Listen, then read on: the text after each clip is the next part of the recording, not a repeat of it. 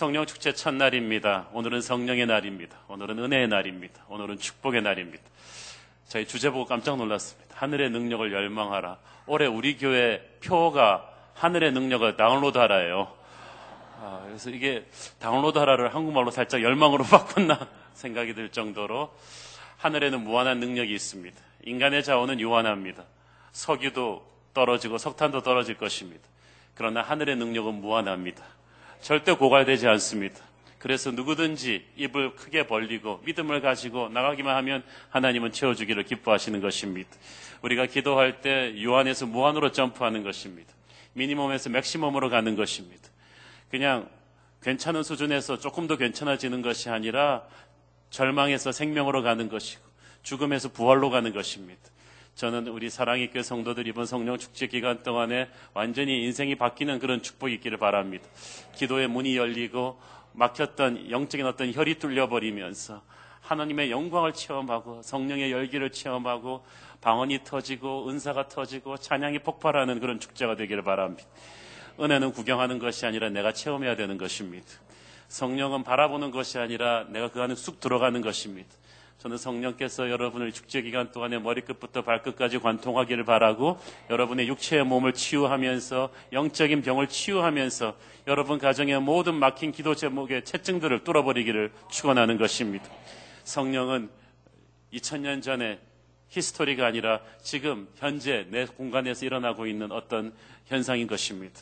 오늘 하나님께서 이 공간 안에 임재해 계십니다. 여러분을 머리끝부터 발끝까지 그분의 영이 덮으시면서 치료하시고 회복하시고 정결하게 하시고 부숴버리시고 새롭게 하는 역사가 있게 되기를 축원합니다. 우리 함께 기도하고 하나님 말씀을 열겠습니다. 사랑의 아버지 은혜를 감사합니다. 정말 믿음이 소문난 교회 난가주 사랑의 교회 하나님의 축복을 주시옵소서. 또 우리 3대 담임 목사님을 모시고 새로운 비상을 준비할 때 이제까지 있었던 모든 어떠한 아픔이나 고민과 우울증이나 힘든 것들이 다 뒤로 쳐져버리고 이 교회가 날개를 다고 비상하면서 침체된 교포교회 모든 교회들의 새로운 활력을 불어넣어 주게 하여 주시옵소서. 오늘은 주님의 날입니다. 오늘 주님께서 부족한 종을 장막 뒤에 숨기시고 주님께서 쩌렁쩌렁 말씀하여 주시옵소서. 예수님의 이름으로 기도했습니다. 아멘. 사람들이 한국에는 요즘도 무속인을 많이 찾아갑니다. 사주 카페가 강남에서 굉장히 잘 됩니다. 인터넷에서 가장 잘 되는 게 포르노 사이트하고 도박 사이트하고 이 사주 카페입니다. 그것도 요새는 대학 나온 인텔리들이 짭이 없으니까 이거 좀 공부해가지고 무속인을 많이 합니다. 근데 사람들이 이렇게 세련된 강남의 인텔리들이 지금도 무속인을 많이 찾는 이유는 미래가 불안하기 때문입니다. 사는 게 힘들수록 자신의 미래를 알고 싶어하는 마음이 있습니다. 무속인들은 이런 심리를 잘 알고 있습니다. 그래서 이 무속인들이 이 손님을 끄는 방법은 이 클라이언트 매니지먼트는 두려움을 이용하는 것입니다. 손님이 찾아가면 딱 말합니다. 요즘 힘든 일 있지? 일단 반말로 깔고 봅니다. 그래야 권위가 서기 때문입니다. 힘든 일 있어? 내가 당신 착 들어올 때 알아봤어. 이대로 가면 남편이 죽어. 사업이 망해. 자식이 나자빠져. 지금 집안에 문제가 있지? 귀신이 붙은 거야. 앞으로 애군이 낄 팔자야. 대충 이런 말 듣고 안 넘어갈 강심장은 아무도 없습니다. 신비하게 내 속을 꿰뚫고 있는 것 같은데 가만 생각해 보면 이것처럼 사기꾼은 없습니다. 왜냐하면 아니 그럼 문제가 있으니까 무속인을 찾아갔지 나 뭐 문제가 없는데 찾아갑니까? 길 지나가는 사람 아무나 붙잡고 요즘 문제 있지? 고민 있지? 그러면은 없습니다 그러는 사람은 아무도 없거든요. 모든 문제를 귀신 탓으로 몰아가면 안 넘어갈 사람이 없습니다. 일단 이 두려움의 노예가 된 사람은요 부적 하나 떼지 못합니다. 귀신의 보복이 두렵기 때문입니다. 요즘 한국에 부적이 얼마나 많은지요. 그 인텔리라 그러는 분이 지갑에다가 부적을 넣고 다녀요. 노란 부적, 파란 부적, 찢어진 부적 다 있어요. 저는요 200만 원짜리 부적도 봤어요. 실크로 됐어요. 이렇게 탁 접어가지고 딱 된 거. 부모가 해준 거. 그 사람은 미국의 유명한 아이비리그 나온 벤처기업 사업가입니다. 딱 넣고 다녀요. 집에 가서 그 신방 가서 그 집에 이렇게 부적을 떼주려고 그러면은 예수 믿었는데도 덜덜 떨어 이러다가 저주를 받는다는 거죠. 그 저주를 내가 받을 때 걱정하지 않는데 내가 가서 떼줘야 돼요. 제가 가서 떼주고 그분한테 안심하라고 말해줍니다. 두려워 말라 내가 너와 함께함이니라. 놀라지 말라 나는 네 하나님이 됨이니라. 이사야서 말씀을 계속해서 외교합니다. 사람들이 자신의 미래에 대해서 무당에게 묻습니다. 언제쯤 소원 성취할까요? 한 4, 5년 걸려. 자, 여러분 4, 5년 걸리면 애지간한 문제는 그냥 다 해결됩니다. 자연스럽게. 그리고 4, 5년 걸려가지고 이 문제가 해결되지 않았다 쳐도 그거 항의하러 무당 찾아가는 사람은 없고, 찾아가봤자 무당은 이미 다른 집으로 옮겼어요. 그런 것이 아닌데도 사람들은 끊임없이 무속인에게 찾아갑니다. 그리고 가끔씩 진짜 신내림한 무당들이 사람들의 과거를 맞춥니다. 왜냐하면 하나님을 모르는 세상 사람들은 하나님을 모르던 시대에 어둠의 영의 지배를 받으며 살아가기 때문입니다. 그리고 우리의 과거는 이미 일어난 사건입니다. 그러나 하나님 믿기 전에 죄의 노예가 되었을 때 과거를 맞추었다고 해서 나의 미래를 맞출 수 있을 것이라고 생각하는 것은 착각입니다. 과거와 현재와 미래를 어제도 있었고 오늘도 있었고 장차 계시리는 오직 그리스도 한 분뿐이십니다. 사탄은 절대 미래를 모릅니다. 그래서 진짜 신내림한 무당은요, 예수 믿는 사람 들어가면 구판 못 버립니다. 진짜 신내림한 무당은 일단 시퍼런 칼을 딱 꽂고 시작하거든요. 칼춤을 먼저 맨발로 쫙 추고 권위를 잡아요. 그런데 예수 믿는 사람 들어가잖아요. 절대 칼춤 못 춥니다. 비명을 지르면서 예수 믿는 사람 나가라 그럽니다. 만약 여러분이 들어갔는데도 무당이 굿할 수 있다. 그것은 남가주 사랑의 교회 제자 훈련에 대해 심각한 그럴 리가 없습니다. 예수 믿은 지 하루밖에 안 된 초등학생이 들어가도 사망과 권세를 이기신 그분의 자녀가 있는 한은 절대 귀신이 요동치지 못합니다. 그러므로 여러분은 인간의 두려움을 부채질하는 거에 넘어가면 안 됩니다. 예수 믿는 사람들이 사주팔자, 손금, 궁합, 오늘의 운세 너무 많이 봐요. 살짝 뒤로 그런 거 하고 있는 분이 있다면 이 성령 축제를 기념으로 해서 이걸 깨끗이 끊기를 바랍니다. 하나님이 디모데후서 1장 7절에 보면 하나님이 우리에게 주신 것은 두려워하는 마음이 아니요 오직 능력과 사랑과 절제하는 마음이니. 여러분의 가슴에 두려움이 사라지길 바랍니다. 두려움이 걸리니까 다른 데 가서 퀘션을 물어보는 것입니다. 하나님은 시간과 공간을 초월하는 분이십니다. 그래서 우리의 미래를 아십니다. 그러나 아신다는 것이지 결정하셨다는 것은 아닙니다. 이게 굉장히 다른 말이에요. 아시는 것과 결정했다는 것은 전혀 다른 말입니다. 하나님이 우리에게 우리의 미래를 정확하게 말해주지 않는 것은 상당 부분 이것이 결정되어 있지 않기 때문입니다. 바로 그것이 자유의지예요. 우리의 미래에 있어서 하나님이 하실 몫과 우리의 할 몫이 있다는 겁니다. 내가 어떻게 해도 내 미래는 바뀔 것이 없다. 이게 타고난 팔자다. 이러면은 회의론자가 되죠. 그러나 또 한편으로는 신은 없다. 다 나 하기 나름이다. 라고 말하는 사람은 쿨해 보이지만 이 사람은 인본주의자입니다. 우리는 하나님이 역사의 주관자이심을 믿는 신본주의자입니다. 그러나 동시에 분명히 우리의 할 책임이 있다고 믿습니다. 자, 여러분, 하나님의 뜻과 자유의지의 문제를 잘 생각해야만 합니다. 내가 전도하지 않아도 하나님이 만세 전부터 구원하기로 작정한 사람이면 다 구원하실 거야. 구태여 내가 나가서 전도하지 않아도 돼. 라고 말하면 쿨해 보이지만 그건 아니에요. 왜냐하면 하나님이 그래요. 구원하실 거예요. 그러나 하나님이 구원하시는 도구가 바로 나예요. 하나님이 사용하시는 그 역사적인 주권적인 바로 도구가 저와 여러분인 줄을 믿습니다. 우리는 누가 언제 어떻게 구원받을지 모르기 때문에 쉬지 말고 복음을 전해야 됩니다. 그래서 하나님께서 우리를 통해서 역사하십니다. 하나님의 뜻이 나를 통해서 다른 형제, 자매들에게 흘러간다는 것을 우리는 믿습니다.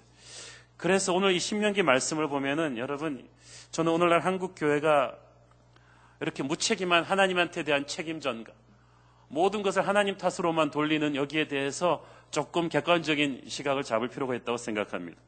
오늘 읽은 본문을 보십시오. 신명기 11장 26절, 27절 보세요. 내가 오늘 복과 저주를 너희 앞에 두었다. I'm setting before you today a blessing and a curse. 그래서 너희가 만약 오늘 너희에게 명하는 너희 하나님의 명령을 들으면 복이 될 것이요. 그러니까 축복을 선택하는 길은 뭐예요? 순종하는 거예요. 자, 말씀을 공부하는 게 아니고 순종하면 그것이 축복을 선택하는 것이 됩니다. 그러나 말씀을 공부했는데 그걸 불순종하면 그것은 저주를 선택하는 것으로 하나님이 간주하시겠다는 것입니다. 그 말이 무슨 말이냐면 지금 나의 선택에 따라서 미래가 바뀐다는 것입니다. 그래서 여러분이 하나님한테 미래를 바꾸어 달라고 기도하는 것은 문제가 있습니다. 왜냐하면 아직 결정된 것이 있는데 무엇을 바꾸어 달란 말입니까? 미래는 하나님의 인도하심 가운데 내가 말씀에 순종하면서 만들어가는 것입니다. 그래서 기독교는 운명이 아니라 섭리를 말하는 것입니다. 미래는 정해져 있지 않고 우리가 하나님의 말씀을 순종하는 데 달려있다고 합니다. 하나님은 이미 말씀으로 우리에게 어떤 길을 가야 할지 그 패턴을 보여주셨는데 중요한 건 우리가 그 패턴대로 걸어가야 된다는 거예요. 순종하는 사람에게는 축복의 미래가, 불순종하는 사람에게는 저주의 미래가 옵니다. 처음에는 순종하다가 중간에 두려움과 세상적인 유혹에 넘어가서 불순종한 사람은 어떻게 됩니까? 약속의 땅에 가긴 가는데 그만한 대가를 치르고 갑니다. 그 홍해를 건너서 그 광야로 들어간 이스라엘 사람들은 사실 광야는 하나님의 뜻이 아니었어요. 그대로 그냥 한 몇 주, 2, 3주 거쳐서 바로 약속의 땅에 들어가는 것이 하나님의 뜻이었는데 그 하나님의 뜻을 꺾은 것은 하나님이 아니라 사람들의 불순종과 원망이었습니다. 그래서 몇 주면 들어갈 약속의 땅을 40년을 걸리게 되고 그 세대가 다 죽고 그 다음 세대가 들어가죠. 신명기는 다음 세대에게 부모 잘못을 되풀이하지 말라는 하나님의 경고입니다. 그래서 하나님의 사람들도 보면요, 이렇게 순종하면 이렇게 쭉 가는 길을 불순종하면 들어가긴 가는데 죽을 고생을 하면서 가는 것을 발견하게 됩니다. 사랑하는 여러분, 성령의 사람은 하나님의 길을 순종하면서 가는 사람이에요. 축복을 선택하면서 가는 사람입니다. 자, 여러분 보세요. 하나님이 허락하신 일과 하나님이 적극적으로 직접 주도하시는 일이 있습니다. 하나님이 허락하신 일, permissive will, 이것은 하나님의 뜻이 아닌데 인간이 억지로 우겨가지고 하나님이 그냥 할 수 없이 인간에게 허락해 주시는 일이에요. permissive will.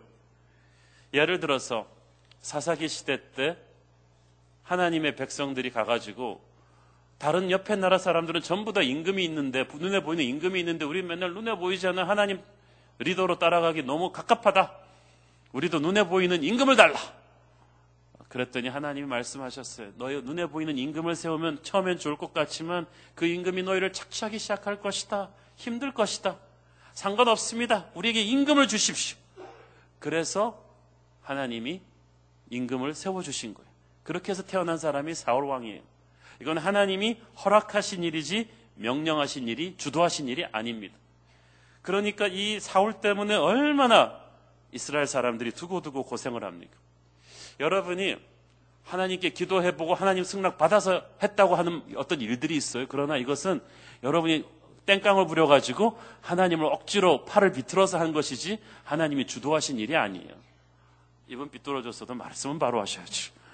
기도해보고 하는 일이래. 그 여러분이 다 짜놓고 나서 하나님한테 빨리빨리 사인해달라고 해갖고 사인 안 하면 나 금식할 거예요? 나 교회 안 나올 거예요? 막 이래가지고 억지로 해가지고 하나님의 선하심으로 우리의 자유의지를 존중해서 허락하신 일은 반드시 사고 납니다. 고생합니다. 그리고 여러분은 말합니다. 내가 기도했는데 어떻게 이럴 수 있냐? 그게 여러분 기도한 겁니까? 그거는 내가 다 해놓고 나서 하나님을 억지로 밀어붙인 거예요. 그러나 이에 반해서 하나님이 주도하시는 뜻이 있어요. 하나님이 직접 말씀을 주시고 책임지시는 거예요.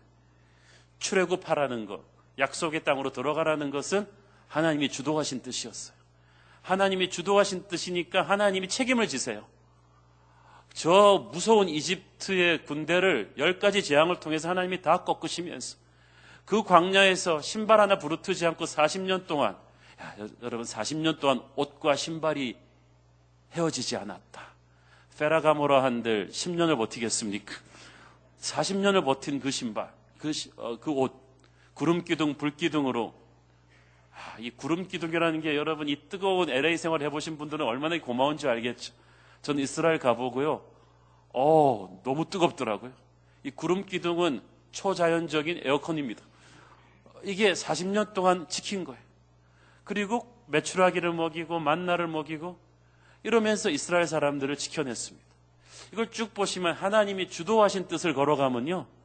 모든 필요한 것들을 하나님이 공급해 주시고 지켜주십니다. 그래서 중요한 거는요, 내가 일 벌리고 하나님한테 밀어달라는 게 아니라 하나님의 마음이 어디인가를 빨리 찾는 게 중요해요. 그래서 영적으로 성숙한 사람은요, 뭐든지 그 사람이 하는 건 잘 되는 것 같죠? 근데 뭐든지 그 사람이 하는 걸 하나님이 축복해 주는 게 아니라 그 사람이 하나님이 축복할 일만 찾아서 하는 거예요. 그는 하나님의 마음을 알고 있습니다. 기도의 사람, 말씀의 사람은 다 가만히 있다가 아버지의 마음이 임하는 곳을 보는 거예요. 하나님은 자신이 어디에서 일하고 있는지를 말씀을 통해서 보여주시고 기도를 통해서 보여주시고 거기에 하나님의 사람으로 하여금 동참하게 하십니다. 그래서 거기에 동참하는 사람을 하나님이 기특하니까 그 사람에게 순종할 수 있도록 돈도 주시고 사람도 주시고 축복도 주시는 거예요. 이게 순서가 어떻게 된 건지 아시겠죠? 그러니까 여러분, 내가 이렇게 많이 벌렸는데 왜 하나님이 안 도와주는가? 그렇게 생각하지 마시고 여러분이 기도하지 않고 벌린 일들을 좀 취소하기를 바랍니다. 하나님 피곤하게 했던 일들을 좀 취소하기를 바랍니다. 하나님이 마지못해 허락하신, 여러분이 땡깡 부려가지고 허락한 그 일들은 하나님의 프로젝트가 아니에요. 기도는 하늘의 뜻이 땅에서 이루어지게 하는 것이지 땅의 뜻을 하늘의 힘을 끌어내려서 하는 게 아닙니다. 자, 하나님이 우리를 도와주세요. 그렇지만 어떤 사람은 하나님을, 어떤 일을 할 때 하나님을 비서 취급하는 사람이 있고 하나님을 보스로 대하는 사람이 있어요. 같은 일을 해도 우리가 비서한테 시킬 때랑 보스한테 부탁할 때는 다르죠. 비서할 때 시킬 때는 야, 몇 날 며칠까지 이렇게 해 라고 내가 방법과 타이밍을 지시해요. 그러나 보스한테는 그렇게 못하죠. 가서 사장님, 이런 일을 하고 싶은데 언제 할까요? 어떻게 할까요? 물어봅니다. 그러면 보스가 다 판단해서 이걸 지시해주고 이끌어줍니다. 근데 너무나 많은 사람들이 기도한다 그러면서 하나님을 보스로 대하지 않고 비서 취급해요. 자기가 다 짜놓는 거예요. 그리고 하나님의 뜻이라는 거죠. 저는 하나님의 뜻이다, 하나님의 음성 들었다는 사람들이 치는 사고에 질린 사람입니다. 아, 하나님이 그렇게 하셨다는 거 아니에요. 사랑하는 여러분, 같은 일을 해도 정말 하나님의 음성을 듣고 하나님의 뜻을 분별하고 하나님의 마음이 있는 곳으로 움직여야, 그래서 하나님이 주도하시는 일에 나를 점프인해야 거기에서 신이 나고 열매도 잘 맺히고 하나님의 능력을 내가 체험하게 되는 거예요. 그러나 하나님의 팔을 비틀어서 내가 땡깡 부려서 막 이렇게 한 일, 하나님을 비서 취급하면서 한 일은 일을 하면서 계속 시험 들어요. 계속 열매도 안 맺혀지고 짜증만 나요. 저는 여러분이 성령의 인도하심을 잘 받기를 바랍니다. 이것은 우리가 하나님의 음성을 듣는 것입니다. 여러분은 성령에 이끌리셔야지 성령을 부리려고 해서는 안 됩니다. 하나님은 여러분이 부릴 수 있는 분이 아니십니다. 그분은 여러분이 그냥 일주일 내내 놀다가 급할 때만 끄집어내는 알라딘의 램프의 하인이 아닙니다. 그분은 우리의 찬양과 존귀와 영광을 받게 합당하신 분인 것입니다. 그분 앞에 엎드려야 합니다. 그분의 음성을 듣고 있어야 합니다. 하늘의 능력을 다운로드할 수 있는 사람은 항상 하나님의 마음과 접속하고 있는 사람이에요. 교제하고 있는 사람이에요. 그분의 뜻이 무엇인지를 말씀을 통해서, 기도를 통해서 항상 생각하는 사람이에요. 그리고 하나님의 큐를 잘 봐서 움직여요. 그러니까 그 사람이 하는 것마다 잘 되는 거예요. 왜? 그 사람은 하나님의 흐름을 읽고 있거든요. 자, 많은 크리스천들이 하나님이 자신의 인생을 향한, 주님, 내 인생을 향한 하나님의 계획을 보여주시옵소서.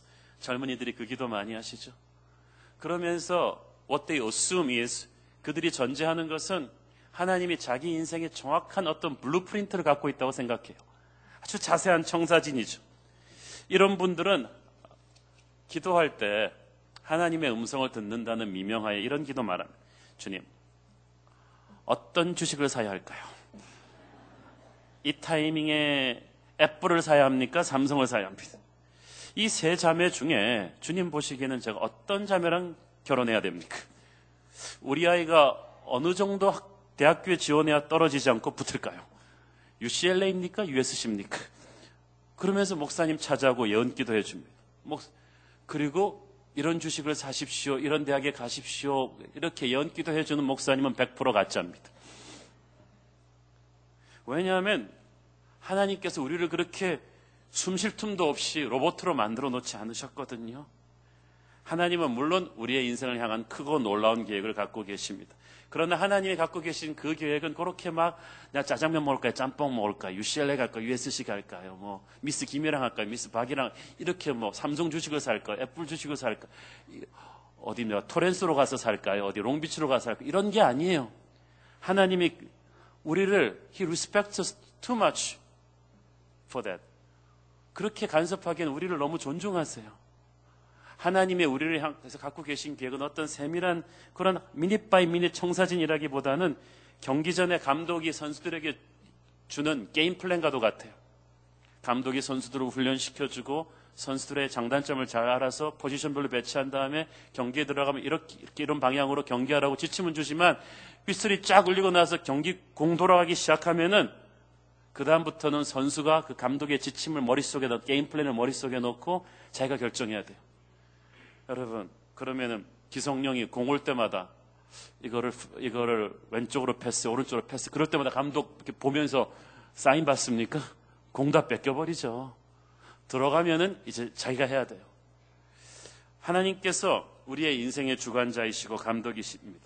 하나님께서 말씀을 통해서, 기도를 통해서, 성령 축제를 통해서 여러분에게 은혜를 주셨어요. 여러분이 결정할 수 있는 게임 플랜을 주셨어요. 인생의 작전 계획을 주신 거예요. 그런데 하나님이 우리에게 주시는 것은 정답이 아니라 원리를 주시는 것입니다. 수학 시험 볼 때 있잖아요. 어떤 바보가 숙제 때 나온 정답을 다 외우고 들어갔어요. 그런데 문제가 딴 게 나와요. 당연히 딴 게 나오겠지. 문제는 공식으로 푸는 것이 정답으로 푸는 게 아니거든요. 답은 계속 바뀌어요. 문제가 계속 바뀌어요. 그래서 원리를 깨우쳐야 돼요.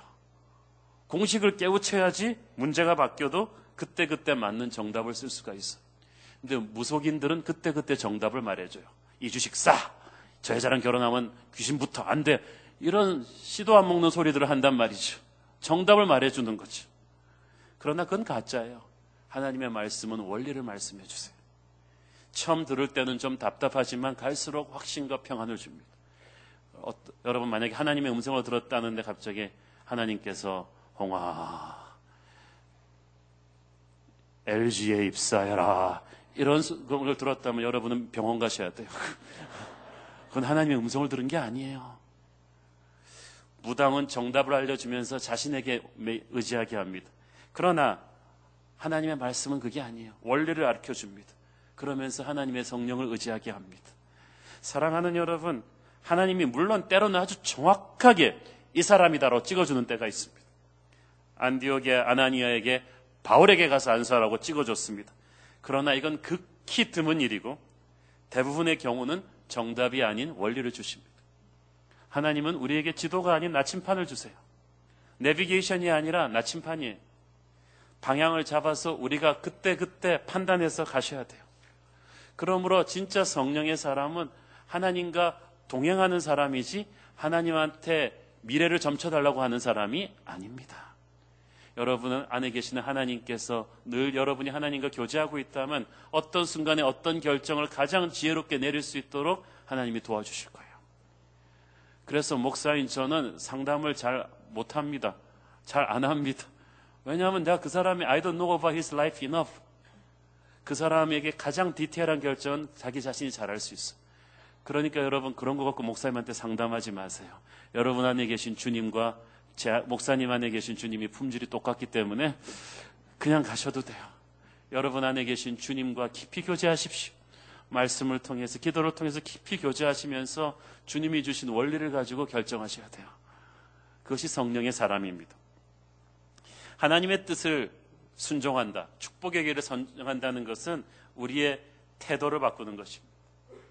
많은 사람들은 무엇에 관심이 있는데 하나님이 주는 답은 많은 경우 how예요. 우리는 내 배우자가 누구일까? 청년들은 관심인데 하나님의 관심은 네가 어떤 배우자를 만나든 네가 어떤 남편, 어떤 아내가 될 것이냐가 관심이에요. 성경에서 결혼에 대해서 다루고 있는 본문 중에서 이런 남자, 이런 여자끼리 스펙을 맞춰라. 그래갖고 결혼정보 주식회사처럼 쫙 뽑는 거 보셨어요? 모든 결혼에 대한 본문들은 보면은 남편은 어떻게 할 것이며 아내는 어떻게 할 것이며 이 하나님이 원하는 이 배우자가 어떤 배우자가 될 것인가의 그림입니다. 여러분이 건강한 성경적인 그런 가치관으로 무장되어 있지 않다면 아무리 좋은 사람과 결혼해도 그 결혼 불행해집니다. 그러나 세상적으로는 조금 힘든 상황에서 결혼을 하셔도 건강한 성경적인 가르침을 가지고 가치관을 가지고 결혼한다면 여러분은 그 결혼을 행복한 결혼 생활로 만들 수 있을 거예요. 여러분이 건강한 하나님이 주신 성경적인 가치관으로 산다면 여러분이 LG를 가건 삼성을 가건 애플을 가건 여러분은 그 직장에서 성공할 것입니다. 다니엘은 바벨론에서도 성공했고 페르시아에서도 성공하잖아요. 바벨론과 페르시아는 역사학자들한테 물어보시면 알겠지만 완전히 다른 문명입니다.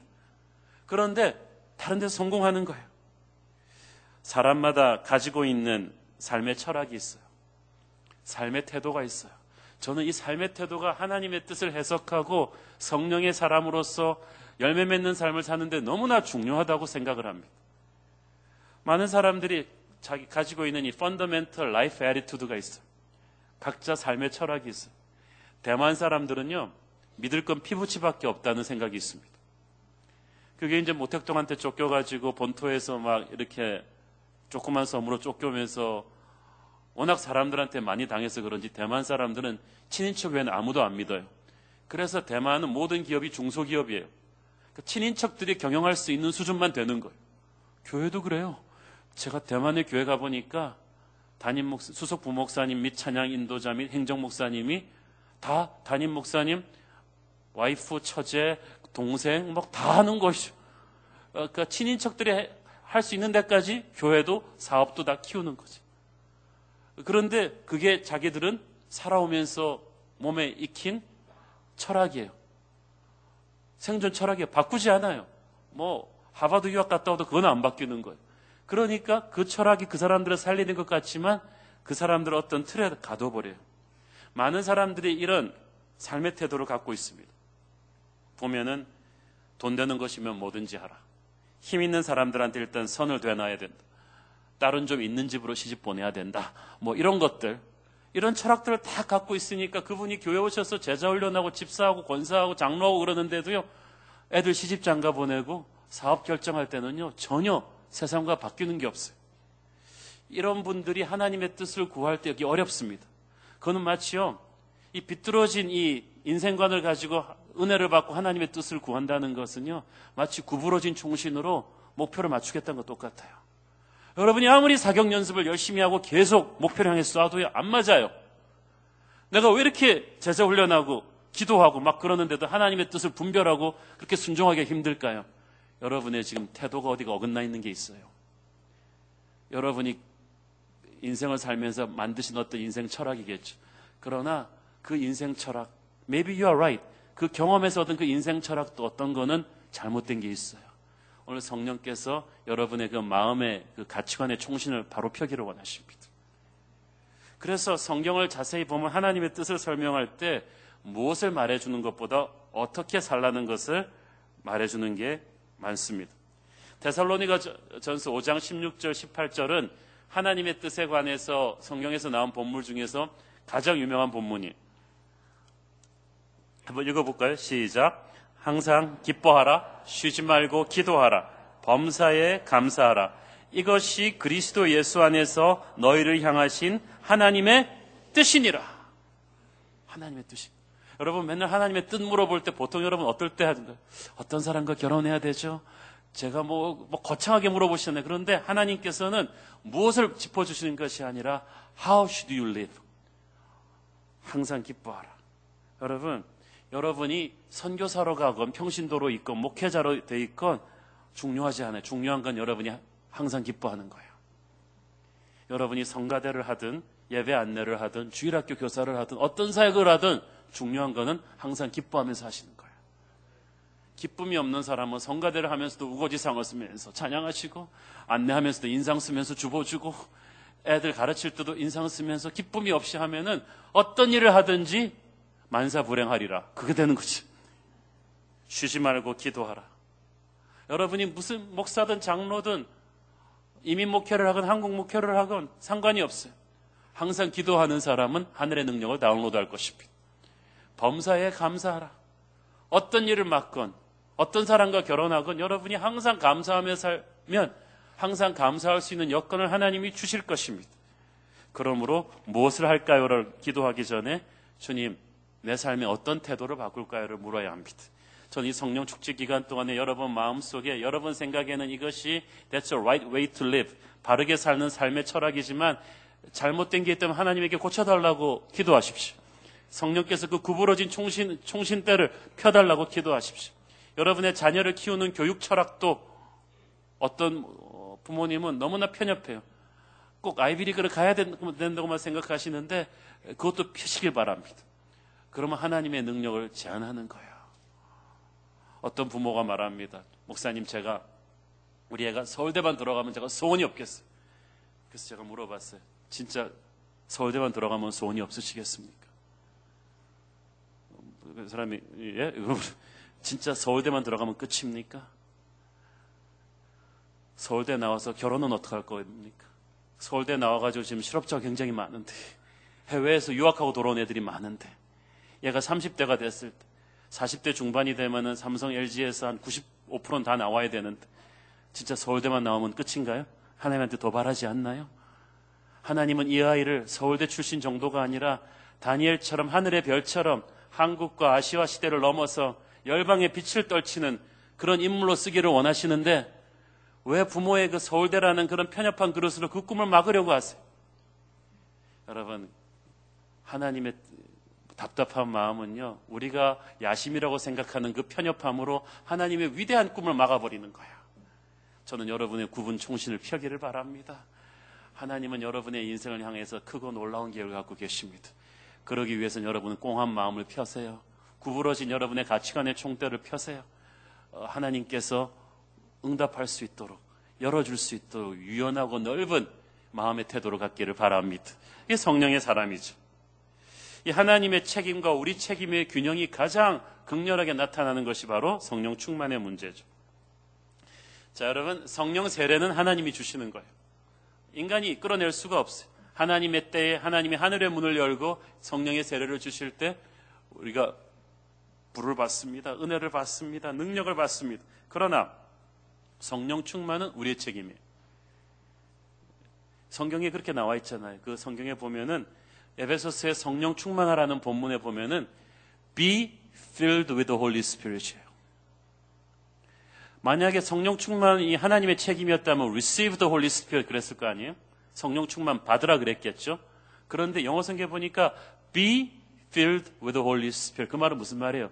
성령 충만하라는 거예요. 그 말은 하나님이 부어주신 성령의 세례를 내가 문을 열고 받아야 된다는 거지. 내가 저항하지 말아야 된다는 것입니다. 성령님께서는 인격적인 분이십니다. 문 밖에서 서서 두드리시지만 내가 문을 열어주기 전에는 문을 부수고 들어가지는 않아요. 우리가 복종하기로 결정할 때, 말씀을 붙잡고 하나님 앞에 나의 마음을 열어버릴 때 성령께서는 내 안으로 폭포수처럼 들어오시는 것입니다. 그러므로 성령 충만하라는 것은 성령께서 내 안에 강렬하게 임하실 때 거기에 예스하고 내 문을 열어 제치는 것입니다. 하나님 말씀하실 때 노 하면은 그게 성령 소멸이죠. 예스하는 그 순간 그게 성령 충만이에요. 성령은요, 하나님의 말씀에 바로바로 순종하면서 그 말씀에 자기를 오픈하는 사람에게 강렬하게 임재하시는 것입니다. 여러분이 게으르고 나태하면요, 성령이 소멸돼요. 성령의 은사를 받았으면 사용하셔야 돼요. 저는 방언의 은사를 받아야 된다고 막 강조하는 그 교회에서 방언을 하냐 안 하냐는 강조하면서 방언의 은사를 받았으면 그만큼 많이 기도하셔야 돼요. 방언의 은사를 받고도 기도 생활이 뜨겁지 않다, 진실하지 않다, 그러면은 안 되죠. 은사는 능력이거든요. 능력은 목적이 있어서 주시는 거거든요. 돈 버는 것도 재물의 은사를 하나님이 주시는 거예요. 그것은 그 재물을 가지고 열방을 섬기고 하나님의 교회를 섬기라고, 가난한 형제를 도우라고 하나님이 주시는 것인데, 그 재물을 부는 능을 욕심을 위해 사용하면 그것도 촛대를 거두어 가시죠. 가르침의 은사도 하나님의 은사예요. 가르침의 은사를 받았으면 목회자나 평신도나 다 가르침에 헌신해야 됩니다. 주일학교를 가르치시고 순장을 하시고 헌신하셔야 돼요. 헌신하는 사람에게 그 은혜는 100배, 1000배, 만배로 더 불어나게 돼 있는 거예요. 작은 은사도 하나님의 나라를 위해 사용하면 하나님은 거기에 기름을 부으실 것입니다. 큰 은사를 받았는데 이건 교회적으로도 마찬가지죠. 어떤 교회 하나님이 부어주신 부흥의 축복을 탁 열어서 열방과 나누지 않으면 그 부흥의 은사도 하나님이 덜어가실 거예요. 저는 그래서 여러분이 순종함으로써 누릴 수 있는 성령의 축복을 다 누리기를 바랍니다. 사역도 순종이거든요. 여러분 사역 좀 안 했으면 편할 것 같죠? 순장 좀 쉬고 싶어. 안 하면 편할 것 같은데 그 상태로 오래 가면 영적으로 무기력해져요. 사탄이 그 빈틈을 노리는 거거든요. 영적으로 게으르면 안 돼요. 순종은 영적으로 열심을 내는 것입니다. 제자들이 귀신 들린 아이의 귀신을 쫓아내지 못했어요. 예수님께서 말씀하셨어요. 기도만이 이런 귀신들을 쫓아낼 수 있다. 이 말은 무슨 말이에요? 제자들에게는 성령이 계신데 너희들이 기도하지 않아서 그 성령에 불을 붙이지 못한 거예요. 영적인 능력이란 말씀과 기도의 두발 자전거와도 같아요. 계속 성령 충만이란 말씀과 기도에 충실하면서 내 안으로 하나님의 성령이 엄청나게 들어올 수 있도록 나를 열어드리는 것입니다. 그러면 그 사람의 인생 가운데서 하나님이 아주 다이나믹하게 역사하시죠. 그래서 여러분 정말 순종이 중요합니다. 우리가 성령 축제를 하면서 저는 한국교회에게 반드시 짚어드리고 싶은 말씀이 이 점이에요. 우리는 주여 주시옵소서 주여 주시옵소서라고 자꾸 하나님에게 책임을 전가하는데요. 하나님의 책임이 크시죠. 그렇지만 그게 다가 아니에요. 여러분 기도라는 거는 쌍방향, 하나님과 나의 쌍방향 커뮤니케이션이거든요. 우리는 그런데 한 방향인 줄 알아요. 원웨이인 줄 알아요. 그래서 우리가 말하면 끝나는 줄 알아요. 그게 아니에요. 주여 우리에게 축복을 주시옵소서. 그래요. 하나님의 기도응답은 축복이죠. 그런데 하나님은 우리에게도 기도응답을 기다리세요. 그건 뭡니까? 우리가 하나님에게 원하는 기도응답은 축복인데 하나님이 우리에게 원하는 기도응답은 순종이에요. 순종으로 화답을 하면 또 하나님이 축복을 하시고 축복을 받으면 또 순종을 하고 이렇게 가야 되는데 공이 우리한테 넘어왔는데 우리는 계속 주시옵소서만 하는 거예요. 하나님이 나도 좀 주시옵소서. 넌 안 주고 왜 나한테만 달래? 너 나에게 순종을 달라. Give me your heart. Give me your obedience. 나에게 순종을 달라. 너의 사랑을 달라. 그런데 넌 나에게 축복만을 달라는 거죠. 아버지는 돈만 달라는 거죠. 이게 뭐가 되겠어요? 아버지의 마음이 기뻐야 돈이 나오죠. 아버지의 마음이 기뻐야 축복이 나오는 거죠. 사랑하는 여러분이 성령 축제에서 여러분 중요한 건 순종이에요. 저는 여러분에게 그 어떤 영적인 혀를 뚫어드리고 싶은 거야. 여러분 이때까지 다 하나님이 그냥 욕심쟁이처럼 안 주니까 여러분이 크게 부르짖을수록 주시옵소서 그러고 있으면 그게 좀 깡칼지게 얘기하면 될 것 같죠? 아니에요. 하나님이 답답하시면 너도 내게 주시옵소서. 순종을 주시옵소서. 사랑을 주시옵소서. 우리가 하나님에게 사랑을 안 드리고 순종을 안 드리면서 축복만 달라 그래요. 27절 보세요. 너희가 만일 내가 오늘 너희에게 명하는 말씀을 들으면 순종하면이라는 말이죠. 저는 이 말이 굉장히 중요한 것 같아요. 오늘 너희에게 명하는 말씀을 지금 순종하면 이게 뭐냐면요. 우리는 우리의 미래가 어떻게 될 것인가 생각하는데요. 그거보다 더 중요한 거는 오늘을 순종하는 거예요. 왜냐하면 축복의 미래는 순종의 오늘이 만들어내는 결과거든요. 따라해 보세요. 축복의 미래는 순종의 오늘이 만들어내는 결과다. 이게 한홍복음 1장 2절에 나오는 말씀인데 이 순종이요 중요한 거예요. 즉각적이라면 돼요. 여러분 하나님 말씀 들으면서 여러분이 절대 하지 말아야 되는 태도가 있는데 그거는 그런 생각해보고 오늘 들었으니까 좀 생각해보고 순종할지는 차차 결정하겠다. 하나님이 여러분 결제받으러 부하 직원입니까? 차차 결정하게? 만약 하나님이 내일 순종하기를 원하셨으면 이 말씀 내일 주셨을 거예요. 그러나 하나님이 오늘 주신 말씀은 하나님이 오늘 순종하기를 원하기 때문에 주신 거예요. 만나는 그 다음날 가면 썩어버려요. 그래서 복받는 비결, 축복의 사람은요, 이 순종이 빨라요.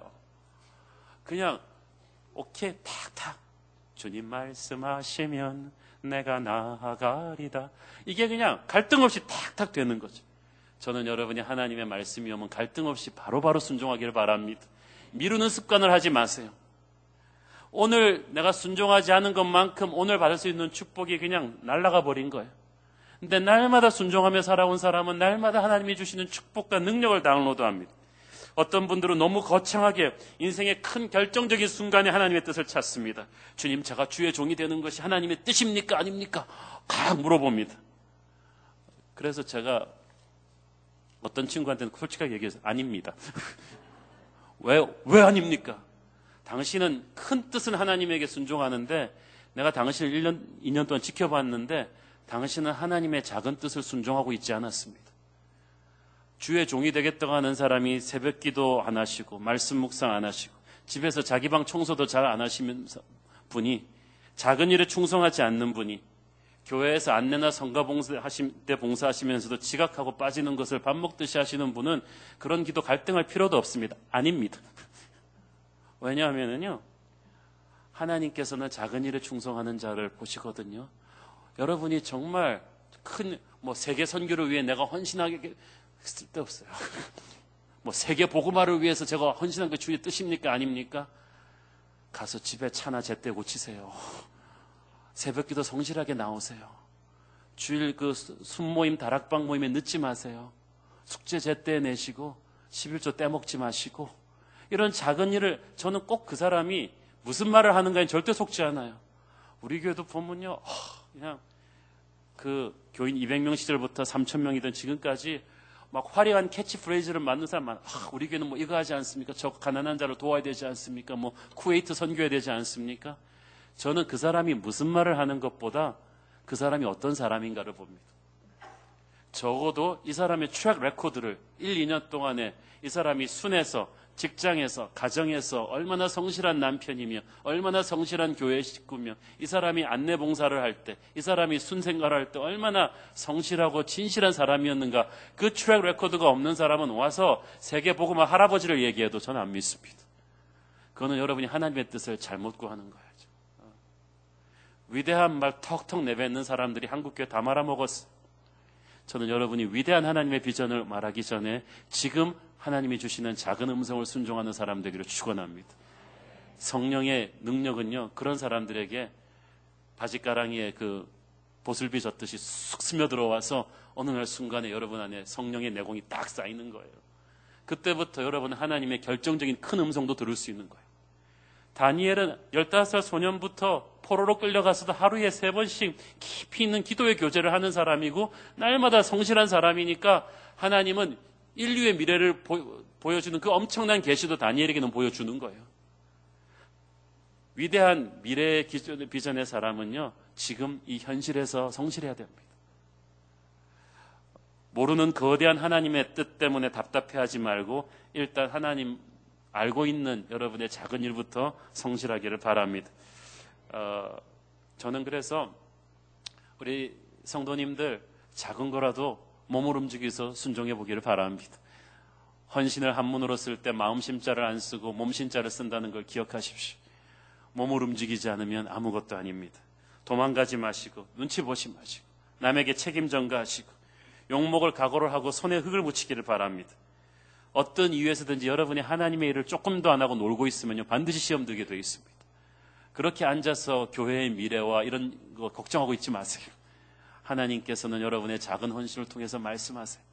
이렇게 헌신하고 있으면 들리는 하나님의 음성이 또 있어요. 느껴지는 하나님의 마음이 있어요. 교회는 말로 때우려는 사람들이 너무나 많습니다. 그러나 이제 우리는 몸을 던져서 행동해야 합니다.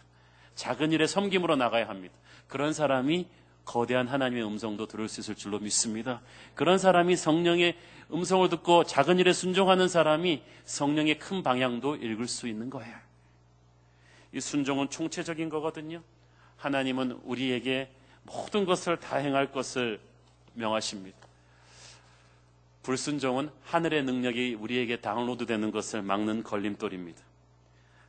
많은 사람들이 하나님의 음성을 듣고 싶어 하는데 이 음성을 막는 것이 우리의 불순종입니다. 여러분도 그렇잖아요. 내가 이 사람한테 말을 했는데 이 사람이 그 말을 분명히 들었는데 못 들은 것처럼 행동하면 내가 화가 날 거 아니에요? 몇 번 말해보다 그 사람한테 더 이상 말 안 할 거예요. 하나님도 그러세요. 어제 내가 김아무개에게 말을 했는데 어제 내가 한 말을 불순종한 사람에게 여러분이 하나님 같으면 그 다음날 또 말하겠어요? 하나님의 침묵은 여러분의 불순종에 대한 하나님의 그 징계예요. 그래서 어떨 때는 400년씩, 1000년씩 하나님이 침묵하신 때도 있어요. 왜? 불순종하니까. 사랑하는 여러분, 하나님과 여러분의 관계가 막힌 것 같이 답답하시면 이제까지 여러분이 쌓아올린 불순종의 돌들을 치우십시오. 기억해 보세요. 그래서요, 참 희한하게 내가 어떤 문제가 너무 힘들어서 기도를 하는데 하나님이 그 문제는 대답 안 하시고 다른 데로 찔러주는 경우가 있습니다. 이 사업 자금이 정말 안 도는데 이 어음을 막아야 되는데 주님 이번 주일까지 좀 도와주셔야 됩니다. 기도하는데 하나님께서는 너 네 아들과 대화해라. 네 아들이 너로 인해 상처받았다. 주님 지금 그게 급한 게 아닙니다. 지금 돈이 돌아야 됩니다. 어음이 돌아야 됩니다. 사업 자금이 돌아. 안다. 근데 네 아들의 마음이 상했다. 나는 네가 폭력적인 아버지가 아니라 아버지의 마음을 품은 아버지로 네 아들과 사랑하기를 원한다. 너 아들한테가 잘못했다. 주님 지금 급한 게 아닙니다. 지금 어음이 돌아갑니다. 아들 녀석은 기다릴 수 있습니다. 그게 아니다. 아들은 기다릴 수 없다. 아들에게 사과해라. 나는 사업 자금이 급한데 하나님한테는 아들과 나의 문제가 급한 거예요. 여러분 그거 아세요? What you think is a problem may not be a real problem. 여러분이 생각하는 문제가 진짜 문제가 아닐 수 있어요. 제가 아는 분도 위궤양인 줄 알고 병원 갔는데 암인 걸 알고 깜짝 놀랐어요. 여러분도 그래요. 여러분 인생에 우리의 문제는 뭔지 아세요? 진짜 우리의 문제가 뭔지도 몰라요. 문제는 뜻밖에서 터져요. 그래서 우리가 하나님 앞에 겸손해야 됩니다. 그래서 저는 오늘 여러분이 하나님께 기도할 때 완전히 오픈 도어, 주님 내게 말씀해 주십시오. 주님 지금 여러분이 알고 있는, 여러분을 억누르고 있는 기도 제목들이 있죠. 근데 더 무서운 건 여러분이 모르고 있는 기도 제목이에요. 여러분은 위궤양이라고 알고 있는데 암이 걸려 있는 부분이 있다니까요. 오늘 성령께서 그걸 깨닫게 해주시기를 바랍니다. 여러분은 사업 문제일 것 같은데 자녀 문제예요. 여러분의 문제는 이건 것 같은데 하나님은 더 깊은 곳을 보시는 거예요. 그 어떤 부분에서 불순종의 돌을 치워야 다른 쪽도 뚫리는 거죠. 바이 더 웨이 아까 제가 말씀드린 그분 아들과 화목하면서 하나님께서 사업 문제도 풀어주셨어요. 사랑하는 여러분, 하나님의 우선순위는 정확하십니다. 오늘 주님께서 여러분의 그 어떤 부분을 찍어주기를 바랍니다. 영적인 혀를 뚫어주기를 바랍니다. 그래서 내가 생각하지 못했던 어떤 부분에서 이게 확 뚫리는 그런 역사가 있게 되기를 바랍니다. 축복을 선택하는 것은 하나님을 순종하는 것이라고 했습니다. 그런데 제가 오늘 드리고 싶은 성령이 여러분에게 충만하게 임하기 위해서 해야 되는 마지막 포인트는 이것입니다. 믿음의 공동체, 형제 자매들이 하나가 돼야 돼요. 오늘의 본문도 보면 이스라엘 백성들 전체가 너희들이 함께 순종하라고 했거든요. 오늘날 하나님과의 수직적인 순종에는 다들 고개를 끄덕이면서 형제 자매들과의 수평적인 관계에서 서로 사랑하는 것은 영 안 되는 사람이 있어요. 그러나 여러분 성령은 위에서 아래로 흐르지만 동시에 좌에서 우로, 우에서 좌로, 옆으로 흐르는 거 아십니까? 여러분이 진짜 성령의 체험을 하기 원한다면요, 여러분의 교회가 형제끼리 화목하셔야 되고요, 교회의 영적인 권위와 여러분 사이에 막히는 것이 없어야만 합니다. 사랑의 교회는 좋은 교회입니다. But good is not enough. You have to be great. 좋은 교회가 아니라 여러분은 위대한 교회가 되어야 되잖아요. 그러기 위해서 여러분 안에 있는 어떤 관계 응어리들이 오늘 다 깨지기를 바랍니다. 그게 진짜 순종이에요. 그게 축복을 선택하는 길이에요. 여러분, 우리 사랑의 교회 담임 목사님 계시고 부목사님들 계시고 장로님들 계시고 순장님들 계시고 다 계실 건데요. 교회 역사가 이 정도 되면은 관계가 어느 교회든지 쉬운 데는 없습니다.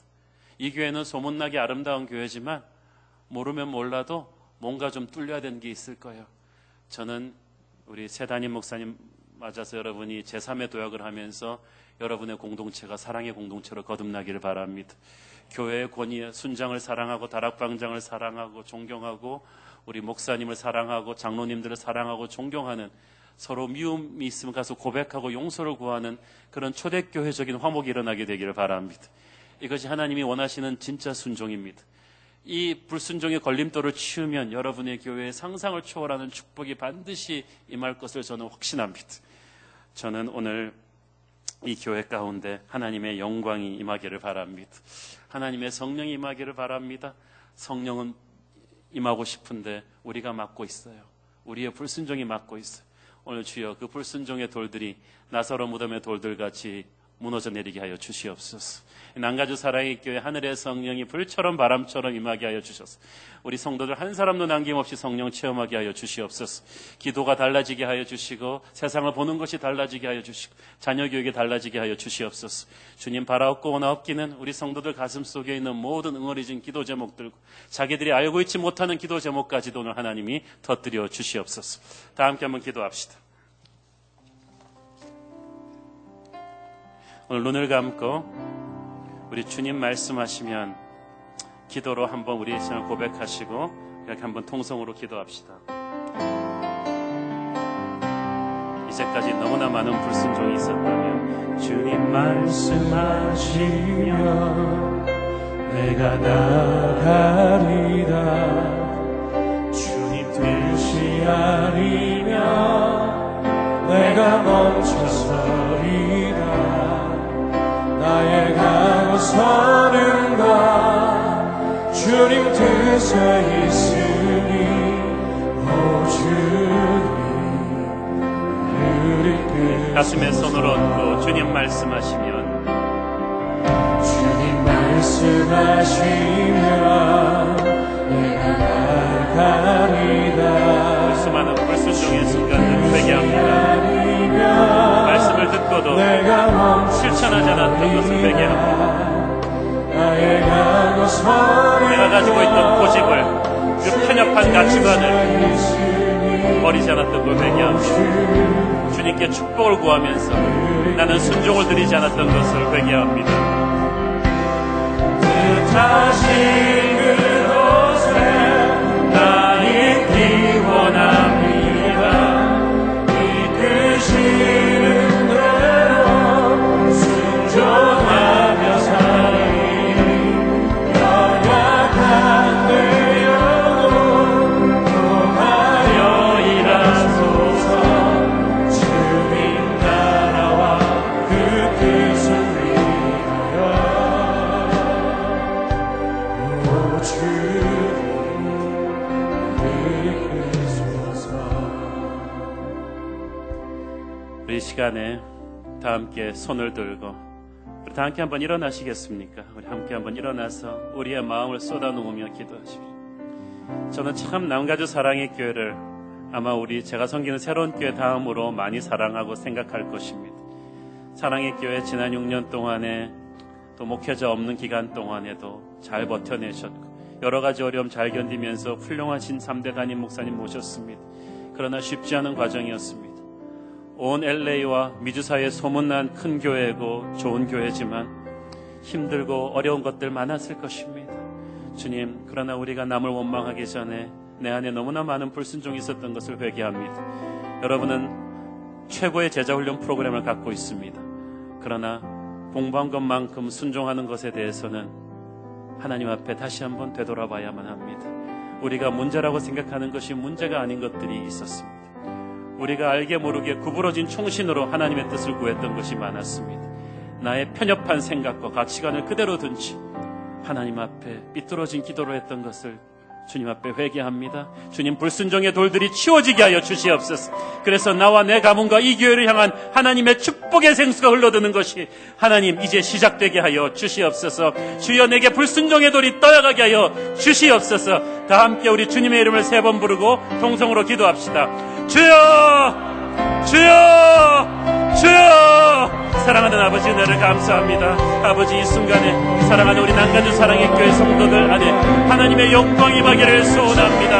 하나님, 온 미주사의 소문난 제자훈련의 이 교회 안에 하나님의 부흥이 새로 일어나기를 소원합니다. 하나님, 그러기 위해서는 이 성령의 생포수를 맡고 있는 불순종의 뿔들이 떠나가게 하여 주시옵소서. 거룩하신 아버지, 우리 성도님들 가슴에 앓고 있는 많은 기도 제목들이 있지만 우리가 하나님께 축복을 원하면서 우리의 가슴 속에 순종의 원함이 없었던 것을 회개합니다. 주여, 역사하여 주시옵소서. 주여, 불쌍히 여겨 주시옵소서. 사랑하는 우리 성도들 함께 하나님의 영광이 임하기를 원하여 하나님의 은혜가 있습니다.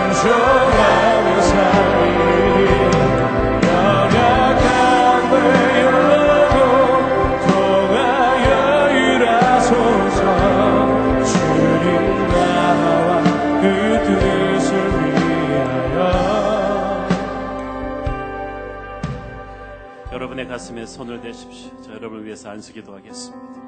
사랑하는 아버지, 우리 성도들의 가슴에 손을 얹었는데 하나님, 이 손에 오늘 예수의 영이 임하기를 원합니다. 성령의 불이 임하기를 원합니다. 아버지, 화인 맞은 양심이 터져버리기를 원합니다. 껍질 부리는 헌신이 무너지기를 원합니다. 삐뚤어진 가치관으로 축복만을 원했던 우리의 비좁은 신앙이 오늘 깨지기를 원합니다. 하나님은 우리에게 축복을 주기를 원하는데 우리의 불순종의 돌들이 그것을 막고 있었음을 깨닫습니다. 주여, 깨뜨려 주시옵소서. 하나님, 우리는 눈에 보이는 축복을 원하는데 하나님은 우리의 삶 속에서 흘러나오는 진정한 순종을 원하셨던 것을 인정합니다. 사랑하는 아버지, 우리를 불쌍히 여겨 주시옵소서. 하나님, 전미주의 소문난 난가주 사랑의 교회, 사이즈가 아닌 영적인 능력으로 소문나게 하여 주시옵소서. 거룩한 하나님의 성령이 오늘 우리 성도님들에게 통과하게 하여 주옵소서. 오순절 다락방의 불이 우리 성도들 한 사람 한 사람의 가슴 속에 들어가게 하여 주시옵소서. 하나님, 우리가 자녀 문제로 잘못 구했던 것을 회개합니다. 부모로서 먼저 순종하게 하여 주시옵소서. 우리의 편협된 생각으로 하나님의 원대한 비전을 제안했던 것을 회개합니다. 주여, 우리를 깨뜨려 주시옵소서. 주님, 이 난가주 사랑의 교회를 사랑하게 하여 주시옵소서. 이 교회를 세워 주시옵소서. 이 교회를 깨뜨리고 무너뜨리려 하는 그 어떤 어둠의 권세도 막아주시고, 특별히 바라옵고 원하옵기는 하나님, 사랑하는 노창수 목사님, 섬기는 교육자들과 또 장로님들과 다락방장들과 순장 위에, 이 교회 모든 영적인 리더십 위에 성령의 불이 임하기를 소원합니다. 하나님, 그동안 있었던 어떠한 마음고생과 힘들었던 시험까지도 주님께서 오늘 끝이 걷어가 버리시고 축복의 시대가 열리게 하여 주시옵소서. 축복의 시대가 열리게 하여 주시옵소서. 아버지, 임재하여 주시옵소서.